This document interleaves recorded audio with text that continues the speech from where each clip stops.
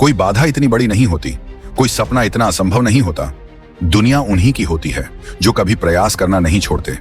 अगर मैं आपसे कहूं कि एक आदमी, एक बूढ़ा आदमी, एक ऐसी चुनौती स्वीकार करता है जो असंभव थी, जिस पर पूरी दुनिया हंसी उड़ाती थी, फिर भी अंत में उसने जीत हासिल की। यह है यू गोंग की कहानी, वह मूर्ख बूढ़ा आदमी जिसने सीमाओं को मानने से इनकार कर दिया।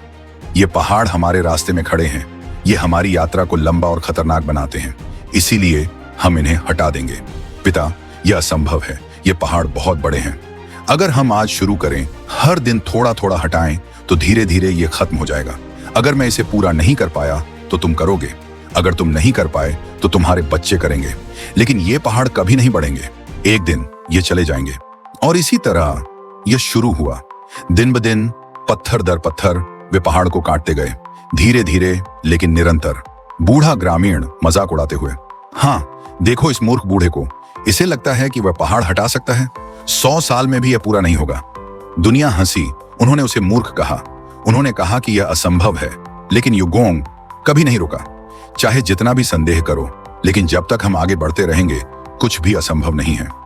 क्योंकि यू गोंग को एक ऐसी सच्चाई पता थी जो संदेह करने वालों को नहीं थी। सफलता तत्काल परिणामों पर निर्भर नहीं होती, यह निरंतर प्रयास पर निर्भर होती है, यह विश्वास पर निर्भर होती है।